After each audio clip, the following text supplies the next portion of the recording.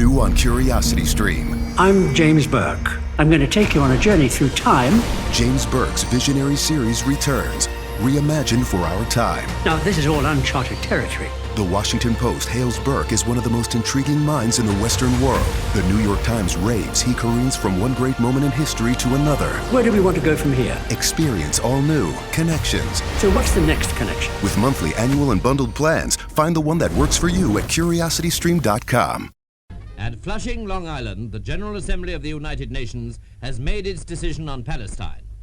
The map shows what partition means. The Jewish state colored light, the Arab state dark, Jaffa to go to the Arabs, Jerusalem internationalized. My name is Richard Dix, and this is How Did That Happen? A podcast where I look at everyday things or events and try to figure out how they came to be. Every week I will research one topic, and by the end of the episode, I hope to truly have the answer to the question, how did that happen? All right, and welcome back to another episode of How Did That Happen? HDTH coming at you here, episode number 82. We've got the Israel-Hamas Conflict Part 2. A little bit unexpected if you're listening to the last episode of this podcast. I wasn't sure going into that we'd have a Part 2. This is the actual first Part 2 of any podcast episode in the history of HDTH. So that's something. That's great. Look at us moving right along. Here, we're going to talk about some more of the conflict, the history behind it. We're going to unwrap and unfold some things and really kind of explain. I think on this one, we're really going to get down to, I think, one of the main issues at hand. And I can't give it away because then, you wouldn't listen further. But skip on down if you don't want to hear what I got to say now to get to that. This is the beginning. So we're going to talk about a little bit of housekeeping we got going on here. What am I watching? I just watched the movie Cellular, which I've seen before. It came out like 20 years ago. But it was recently done on one of my favorite podcasts that I watch called How Did This Get Made? Which is a pod that watches bad movies and talks about them afterwards. It's like this whole idea of like they were so bad. How did this movie even get made? The movie stars Chris Evans and Kim Basinger. Chris Evans' character picks up his call from a science teacher mom who's been kidnapped and held in an attic. Since the police won't help, he is tasked with saving her and her family, all while still staying on the phone. And it's a good movie. It's a good movie. I watched it because they, like I said, they covered it on the podcast that I listened to. I got it. I think I found it on YouTube. It is very, very interesting. And I usually have the what am I listening to? I'm not really listening to too much different. And if you've listened to this podcast for a while, the initial iteration of what am I listening to used to actually be what am I reading? Because I go through spurts of reading and not reading. But recently I just finished a book that was lent to me by a friend. It was called The Fifth Risk by Michael Lewis. And it is a very good book. I would recommend it to anybody who's interested in politics in any way. It covers basically the transition, the presidential transition between Obama and Trump and all the different government agencies that were kind of waiting for them the Trump team to come in and kind of learn about what was going on. In addition to that, it kind of uses that as the foundation to kind of jump off and talk about a couple of different issues that are plaguing the American kind of machine, and all the different people who are in control of the government places that have issues with the problems that they see throughout the government. It's really good. They cover the USDA, they cover the DOE, a lot of different stuff. And he's also the guy who wrote The Blind Side. So I don't know. I want to read that as well, because I've watched the movie. I think we've all watched the movie, but now hearing what the guy actually has to say, what the football player has to say about what the way the family was and the way his life ended up being, I would love to go back and read that and see if, I don't know. Like I full disclosure, I had it checked out at the library for the last couple of weeks and have not had a chance to get to it. It's now been gone back. So that's pretty much it for the what am I watching, what am I reading. Check out the bite-sized bios, guys. They're pretty good. We are approaching episode 40. Our last episode 39, was on Che Guevara. We learned a lot of things about him. We learned his life before becoming a revolutionary. We learned that he was part Irish and also a doctor. And the only reason he kind of ended up being one of the main revolutionaries is because when they initially came over to retake Cuba on that boat named Grandma, basically everybody died but him and like 12 dudes. And so he goes from being the doctor of the troop to being one of the leaders. I mean, it's a little bit more than that, but that's one of the main things that happens that kind of pushes him into that that role. But yeah, that was what we covered last week. Got a few more, for this series that we're going to get to before we get out of the series for as far as people that we profile. But yeah, it's been really good. That's every other Monday at 4:30 a.m. I hope you guys have been checking out the TikTok over there. We're at HDT Happen 22. Things have been cooking up pretty well, getting some likes, getting some follows. We're just doing some different things. I'm putting out some. Really, what I'm trying to do is find the juiciest parts of this podcast, right? And putting it out to the masses to show what's really happening over here. This is how we do it. This is how we find out how things happen at this podcast. Yeah, find us everywhere that you do social media pretty much. We got an Instagram. There's a Twitter. I have a Tumblr. There's Tumblr's not doing that well. But yeah, we've got HDTHappen.com is where the main website is. Going to try to keep beefing that up and adding some things. But you'll find all the extras and all the works cited over there for all that good stuff. Don't think there's much else to say before we get into it. I do want to say, I guess, for a timestamp here, because we're talking about a fairly sensitive subject. Today is November the 5th. We are almost a month into the Israel-Hamas conflict. I mean, Israel has now started their ground invasion. It's been going on for the past few days. There's been a lot of casualties on the Palestinian side, specifically the Gaza area has been bombed a lot. But yeah, I just want to say that because if you listen to this and you wonder, when is this being recorded? Is how much information is being shared at whatever time? That's just for anybody who wants to know or would like to have that information. But yeah, before we get into it, I always want to say, because we are talking about fairly sensitive information, I'm not trying to offend anybody. That's not the goal here. What our main goal here, and why this is so important, I think, to this podcast, is to just find out how things happen from a very objective helicopter standpoint sort of point of view. It's not about who did what and let us judge them. It's about what are the reactions from these actions, and that's what we're really finding when we really go back and look at the different wars and conflicts that got us to this point. But yeah, before we get on the ramble train here, let's go ahead and get into the episode. So without further ado, as we know to do, here is the episode. Senor Arana of Brazil, presiding, calls on the nations to vote and announces how they vote. Saudi Arabia? No. Soviet Union? Yes. United Kingdom? Abstain. The United States? Yes. The resolution of the DUC Committee for Palestine was adopted by 33 votes, 13 against, 10 abstentions. In 1947, the UN kind of created a plan, the partition plan. It was the UN partition plan, and it was voted on by a bunch of countries, a bunch of different countries. I have all of them here. Let's see, 33 countries voted in favor, which was 72% of the entire vote. We're talking countries like Brazil, Costa Rica, Guatemala, Paraguay, Uruguay, Belgium, Denmark, Australia, Philippines, the U.S., of course. They all voted for this to happen. There were some people that voted against it. By people, I mean countries. And but when this happened, the Arabs were not very pleased with this. This wasn't the way they thought it was supposed to go. Which none of this really for them from the end of World War I went anywhere like what they thought it was supposed to go. So once this happened, they didn't agree to it. They didn't want it. This was not what they wanted. The Jewish people in Palestine were very happy. They were celebrating this idea because it basically gave them the official kind of go ahead, the nod to go ahead and make Israel. The Jewish people at once began to celebrate the United Nations decision. If they hadn't got all they wanted, they had at least gained the verdict for the setting up of a new Jewish state, and their rejoicing was obviously a spontaneous affair. Such was the immediate Jewish reaction in Jerusalem, and it was the same in Tel Aviv and elsewhere.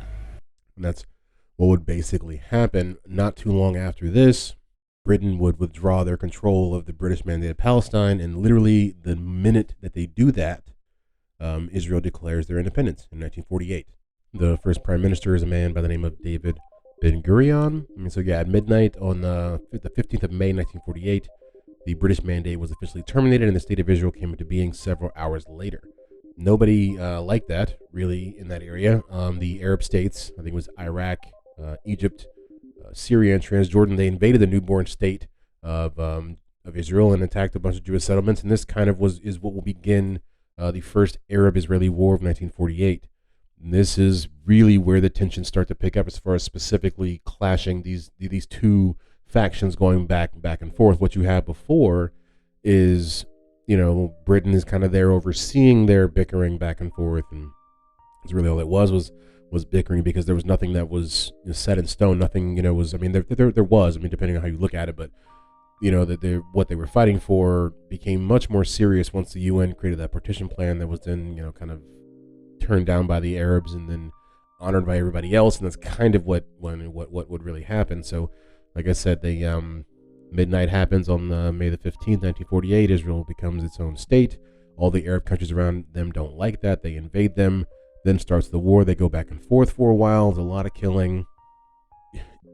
It's war. There definitely was war. And I would say that this war that we're discussing right now, the initial Arab-Israeli war, was much more a war than what we're experiencing now. And I don't want to get too much into the here and now, but it's this is two types of people going back and forth and fighting over land that they still haven't completely outlined, even though there was a map. The map that was created by the UN it's not the one they would end up going with, and it tried to do Jerusalem somewhat the same way they did Berlin after World War II, where they had, I think it was considered to be a special zone, something like that, where a lot of different countries would have access to it. So this would end up not being the case. And so, truthfully, the war itself was was for Palestine, was for, trying to decide who would have control over that area, but it was fought, I would say almost mainly by all of the exterior Arab countries. And so how it would actually end would be with armistice that would be signed with those countries in 1949. It wasn't like they ever actually signed anything with the Palestinians, because they weren't the ones that were specifically fighting per se. They were definitely there, and I think they were definitely the ones that were dying too.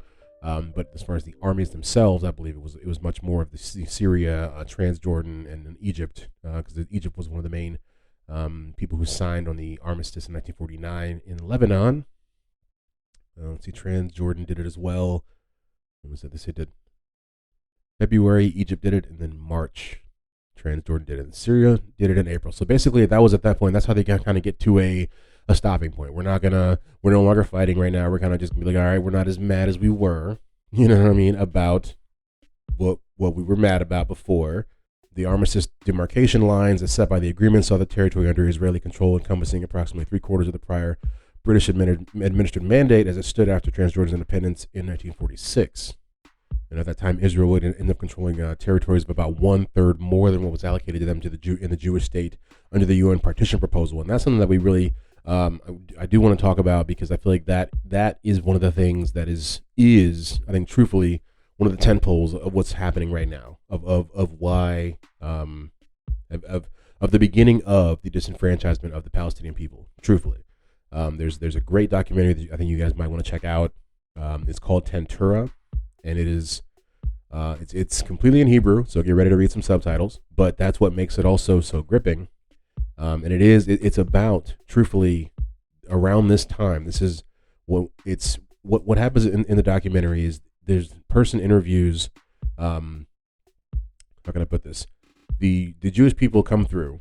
The IDF basically comes through and removes a bunch of Arab Palestinian people from their land so that they can make room for the new amounts of Jewish people that will show up to the new state of Israel. And I wanted to make some of the audio clips from the documentary available for this podcast, but like I said, it's in Hebrew, so unless you know Hebrew, it won't be helpful to you at all. But what I did find was an interview from the director. His name's Alan Schwartz.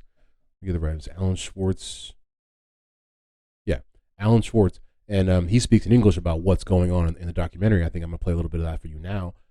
He basically brought testimonies from soldiers and other stuff, documents that pointed to a massacre occurring there, namely the battle ending. Some Israeli soldiers got killed, some Palestinians got killed, but then there were men of the village that were executed in cold blood when they were unarmed. According to this fellow Katz. Teddy Katz. Yeah. So when they do this, they kill some of these people, they They rape some of these people. They do all of the things. I mean, literally, I would even almost it's down to it's not a mirror image, but when you look at what they did, what the Jews did to the Palestinians in 1948 when they were removing them from their land, is the exact same things that was done to them on October the 7th. And I'm not trying to put any sort of comparison, like to say one is bad or worse than the other. I'm saying, but I think it's not a coincidence. When I was watching this documentary and you hear about how these people were massacred in the same way, I mean, literally down to the idea of throwing a grenade into a bomb shelter, and then when the people that run out, you shoot them, you kill them. That was the same thing that was done to the Palestinians when they were removed from the land that was then used to build kibbutzes on. And in Israel, we don't want to look at that. We don't want to be accountable for that. We don't take responsibility for that. We tell ourselves myth, for example, that they all ran away. Ask most Israelis like me before this film, what happened in 1948? How do these Palestinians suddenly leave? And we'll say, oh, they ran away. They ran away by themselves. So we tell ourselves these sugar-coated Well, wasn't stories. part of that true? Weren't they encouraged by some of the leadership, many of them, to run away and to leave? No, I'm asking you. Probably also, but Okay. But most of them, if you look at it, ran away when they saw a campaign that included massacres, that included scaring them. And when you when you massacre a village and tell the villagers to go to the next village and tell their neighbors, that creates panic. And that was a pretty orchestrated campaign, I think. Those are facts. That's not speculation. And that's why this documentary is so important, is because the person in this documentary interviews all parties involved. He interviews the Palestinians that were removed. He interviews the Jewish IDF that removed them. And then he interviews the people who moved in after them and lived on their land today, modernly. This documentary was made maybe 2 years ago, maybe 3 years ago. Very modern, and it's going to cost you. I think that's there's a little bit of a paywall there. I think it's $2 to rent on Amazon, but it is so worth it. It is so worth it if you want to have any sort of real idea about what's going on right now. And I say that without this being any sort of propaganda. Like I said, this documentary is in Hebrew. They're Jewish people doing this documentary, but they're talking about what's going on. So you just want to have the full scope. You want to understand, want to really see, the foundation of it. That's what's happening. And this is right around the exact timeline that we're talking about right now in 1948 in the Arab-Israeli War. This is why these people are so mad. This is one of the temples and the structure of how it did happen. How did that happen? This is one of the ways that it happened. Right after the UN said, this is what you can have, right? Here's a plan. We're going to partition it. You get some, you get some. The Arabs are so mad, somewhat understandably, because selling your car to Carvana is as easy as... As easy as pie? Sure. All you have to do is enter your license plate or VIN. As easy as a stroll in the park. Okay, then just answer a few questions and you'll get a real offer in seconds. As easy as singing. Why not? Schedule a pickup or drop off and Carvana will pay you that amount right on the spot. As easy as playing guitar. Actually, I find that kind of difficult. But selling your car to Carvana is as easy as... Can be. Visit Carvana.com or download the app to get an instant offer today. Basically, the world comes together and gives away their land. So you can think about it, and obviously you can look at it in hindsight and say, hey, you probably should have taken what they gave you, and you might be better off now. But obviously hindsight's 20/20, right? We don't know what's going to happen. But initially what happens to you is you're sitting there in your land that you've lived on for years, hundreds and hundreds. Your family's lived there for hundreds of years, maybe even thousands of years. And then this newly formed organization they come together and they say, hey, you know what? We're gonna give most of this to somebody else, right? But you get some, right? Don't be mad. You mad? Don't be mad. Oh, he's mad. They're mad, and they just stay mad, understandably, for the next 70 years. But it goes on because not only do they lose some of the land, they lose even more land. Like they even said that Jewish people came in and took more than a third more than what they were initially given in the UN partition plan. So that is the Arab-Israeli War, 1948. We get the armistice, right? That stops everything. Things cool off for a few years. About, 5-6 years. We get to the mid-50s. Well, I guess before we get there, I will, I guess, read to you the full devastation of what the biggest issue that arose from the basically the Arab-Israeli War, the Civil War in Mandatory Palestine, which has come to be known in certain circles. It says that around 750,000 Palestinian Arabs fled or were expelled from their homes, Tantura, out of approximately 1.2 million that lived in Palestine. This is known as the Nakba. Now, this is interesting. This is stuff that you can't make up. So Nakba, right, is considered to be a catastrophe, right?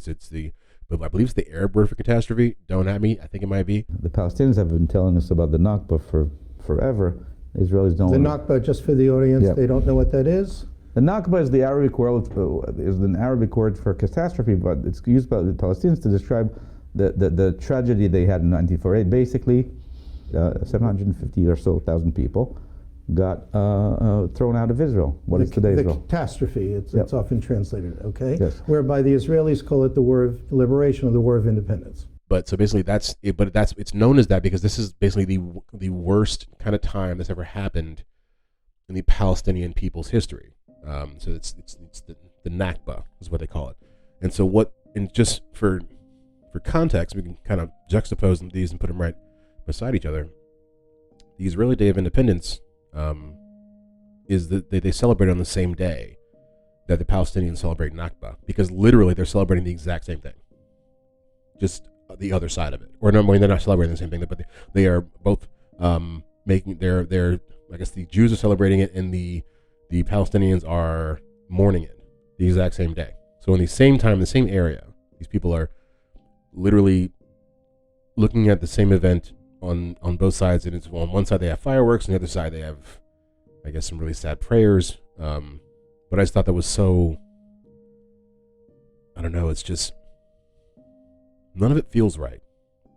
And I would really truthfully, if you have any issue with anything that I've said, which I hope people don't, because I don't think I've said anything really salacious, but go check out that documentary, man. Go check out Tantura, and then try to have the same feeling that and then try to watch the news the same way. Because it's just like, I don't know. I don't think that it was, check out Tantura. So, yes, 750,000, like I said, Palestinians were removed from during that time, and it just kept on growing. Then we get into the 50s here. I just want to kind of cover that for a second, because that is one of the biggest things that happens from that war specifically. You know, we get the actual laid out concrete line of what should be the Palestine and Israel, but then Israel kind of tells the world what it's actually going to be, and then we kind of live with that. And to be completely honest with you, we've been living with that for the last 75 years. And so, like I said, things cool off until like the mid-50s, and that's when we get to the Suez Crisis, which is 1956, otherwise known as the Second Arab-Israeli War. And this is about the Suez Canal. I think what happens is the Suez Canal is controlled by the Egyptians. They stop letting in Israeli ships and stuff. And actually, I think before they realize it's going to be seized, and they end up sinking like 40-something ships in there to just sabotage them. But what happens, I think, is that the United Kingdom, France, and Israel, they invade Egypt to try to get back control of the Suez Canal. Their aim, like I said, was to regain control for the Western powers and to remove Egyptian President Gamal Abdel Nasser, who had just nationalized the foreign-owned Suez Canal Company, which nobody liked. Once they did this, though, the other big guys in the international world were like, "Hey, no, guys, stop. We don't get down like that." You know, the U.S., the Soviet Union, and the UN were all, no, we're like, please don't. Which is wild when both the U.S. and the Soviet Union during the Cold War can agree on something. You must have really messed up. And what they say, I mean, it didn't look good on any of those guys. The UK, France, or Israel, but it was said to be one of the last real things that showed that the UK was no longer a large world power the way that they had been. Because I guess a couple hundred years ago, or even 100 to 50 years ago, whatever the UK did would have probably just been like, all right, well, they're doing that. I mean, similar to how it's happening not similar, but somewhat to how it's happening in Israel, where we can just say, I mean, wholesale killings that I have a hard time reconciling with the stuff that happened on October the 7th. I mean, they go back every time that they show these bombings that are happening in Gaza, and they say, yes, 1,400 people were killed, and, raped and murdered in Israel, and that is so true. That is 100% true, and it is wrong, and it's bad, but does 10,000 dead people, does that equate? It's a question that I've been asking myself a lot, and an answer that I haven't yet to come up with. I do not know. I don't know. As far as like internally for me, it's a question I ask myself. I don't know. Like yes, you want to get back at them, right? You want to get back at whoever did the things to you, and that makes sense. You want retribution. You want revenge, right? You want both of those things. I feel like they're two different things. Revenge is getting back at them. Retribution is getting like equity, like a backup version of what you lost, which I do feel like does require the death toll to be higher than what you lost. You know what I mean? 3,000 would make sense. 4,000, 5,000. I think we're approaching 9. Like I said, closer to 5 or 10,000 people have been killed. And so, what is the number before? Not before you give up, because I don't think they'll give up. And I don't mean to kind of go on a tangent about this, but I do try to find the through ways to bring it back to talking about the actual conflict that is at hand right now. But when do they give up, and how many people are too many before it's how many buildings do you blow up to get to the tunnels that end up killing another 700 people? Is it worth it? Is it worth it? I'm asking. I don't know. I'm not a general. Thankfully, I'm not tasked with that decision. I get to sit back in America and just have these questions and say things like this, but I mean, I hope someone's asking that question. I hope someone's got a number handy, 15, 20,000, 25. We're not far away, but we've gotten far too much. We're back in the Suez, back in 1956, the Suez Crisis. That happens. The UK's got poo on their face. Everybody's like, why'd you do that, bro? But Israel would end up getting, access back to it. And I think the UN would kind of step in and kind of, make sure everybody plays nice. But that would be the end of that. That was 1956. So right now we've covered 2 wars that are, I think, integral to understanding the overall, idea of what's happening right now. And the last one I think that we'll get to for this one is the 6-Day War. So the 6-Day War, which can also be considered the third Arab-Israeli war. And that's why I feel like this stuff is really necessary. We're on our third Arab-Israeli war, and Israel as a country has not existed for 20 full years yet. So you have to look at this stuff to fully understand the ground in front of you. You can't just look at this in 2023 and just be like, oh, well, what CNN said, or this one article I read. You've got to go back and look at it. And I think even with this one, I think there will be a part 3 for this. I've been thinking about it. I'm not sure how I'm gonna work it in there, because I would like to get back a little bit to what we've been doing, because I have a lot of stuff. I mean, we're supposed to talk about the MLK's assassination. I have that episode ready to go. I have a lot of stuff that we're still in that series, but this I do feel is pertinent. It's interesting, and it's a nice exercise. I'm just trying to see where the podcast can go and what it can be. But I say that to say, in part 3 we're going to cover the stuff after this. I mean, obviously, but like the in the 80s and then into the 90s and stuff that happens in the early 2000s, which also does play a large part in it. But this is the beginning. This is the back and forth of just like from the moment Israel becomes a nation, all the countries around it are like no, like just emphatically no. And so in 1967, specifically June, they call it the June War sometimes. This war was fought between Israel and a coalition of Arab states. Once again, mainly just Egypt, Syria, and Jordan. It was fought from June 5th to June 10th.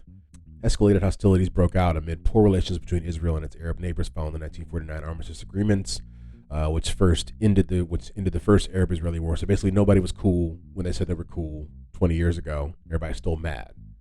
They didn't love the stuff that happened a few years earlier, in 1956. So, or excuse me, after, depending on where we're going on the timeline, they didn't like, what happened during the Suez crisis. So basically, just tensions continue to just, build up and boil over. And so these guys go back and forth for, the next 5 to 6 days. And eventually, the UN would come in and broker a deal. They would broker a ceasefire. But the damage was done, After the 6-day war, Israel would almost triple in size. They would get all of the hot button names that you hear now, that people talk about now. This is why this war is so important. This is how they get Gaza. This is how Israel gets Gaza. This is how Israel gets the Golan Heights. This is how Israel gets the West Bank. These 6 days right here, I think you have to understand, are very crucial to what's happening right now. They are literally one of the main issues as to why the Arabs and Israelis can't get along, is how this war ended in 1967. Now, obviously, we're going to cover some things in the next part, so I don't want to just jump the gun too much, but they wouldn't maintain control of all of these different areas as time would go on. They would end up giving back certain pieces, but this is where you go from, the first Arab-Israeli war, which comes right after the UN partition plan in 1947, right? This is very fresh. The moment that the British people pull out of Palestine, Israel's like, we're a state now, we're a sovereign state, and then boom, they get into a war, right? They end that war. 8 years later, they're in another war. Same people in that war. 11 years later, another war. This war goes even better than all the other wars. If you could say war goes good, they end up tripling their actual land size, and they end up getting all these different places. And this is what will continue to be a point of contention for all of the Arab nations. They were so mad at themselves that they lost this war that they all got together and decided that they were not going to basically, recognize them as a country for a long time. And there's so many different pieces to this. There's just one last tangent, I think, before we get out of here. Just if I can mention what I've been kind of figuring out, is that during this time, and I think maybe even still now, that the Palestinian people were left with no real citizenship, because their citizenship wouldn't be recognized by the Arab nations, because they thought by not doing that, they were kind of leaving it open for them to come back and reclaim Israel. So it really left these Palestinians really being almost a nationless people, which I thought when I read that, I thought that was remarkable. I mean, it's just because it's you don't think of it. It's almost like shooting yourself in the foot, in a sense. But yeah, I mean, it cannot be understated how important the 6-day war is to what's happening right now in the Israel-Hamas conflict.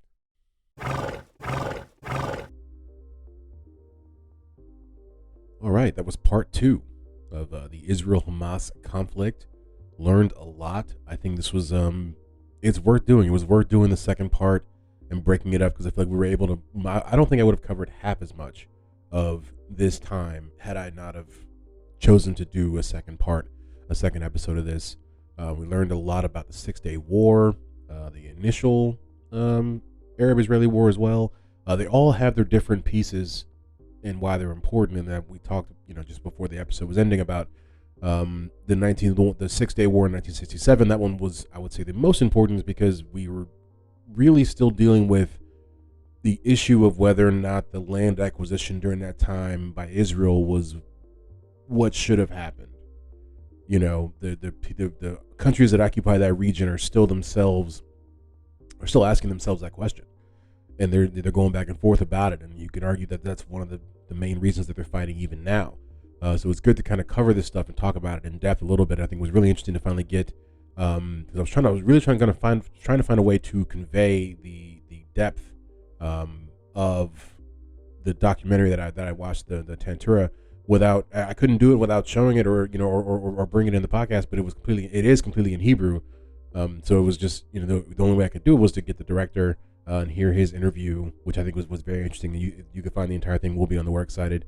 It's about a 35-minute interview where he really does kind of just lay out in English, thankfully, the importance of the documentary itself. So, yeah, hope you guys like that. There will be a part 3. Like I said, I'm not sure if it's going to be the next HDTH Because sadly, I do believe I think that this will be a drawn out thing. So that I think there'll be time in the next few weeks to cover another one. We want to get to the stuff that happens in the 80s and 90s. We're gonna talk about the PLO, Yasser Arafat, all that good stuff. We're gonna get there. But yeah, thank you guys for pressing play. You can find any of the extras on HDThappen.com. All the socials are at HDTHappen except for TikTok, which is at HDTHappen22. Give us 5 stars wherever you find this. If you liked it, if you didn't like it, give us 2 stars. Tell us why you didn't like it, because constructive criticism is always welcome. Always thankful for people that come back and press play from week to week. This was your first time listening. I do appreciate that as well. And we'll see you next week for the next bite-sized bio.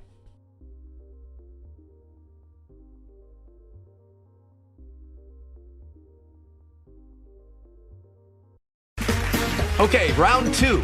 Name something that's not boring. A laundry? Ooh, a book club. Computer solitaire, huh? Ah, sorry, we were looking for Chumba Casino. That's right, ChumbaCasino.com has over 100 casino-style games. Join today and play for free for your chance to redeem some serious prizes. ChumbaCasino.com. No purchase necessary. Void where prohibited by law. 18+ terms and conditions apply. See website for details. Lucky Land Casino, asking people, what's the weirdest place you've gotten lucky? Lucky? In line at the deli, I guess? Aha, in my dentist's office. More than once, actually. Do I have to say? Yes, you do. In the car before my kids' PTA meeting. Really? Yes. Excuse me, what's the weirdest place you've gotten lucky? I never win and tell. Well, there you have it. You can get lucky anywhere, playing at LuckyLandSlots.com. Play for free right now. Are you feeling lucky? No purchase necessary. Void where prohibited by law. 18+. Terms and conditions apply. See website for details.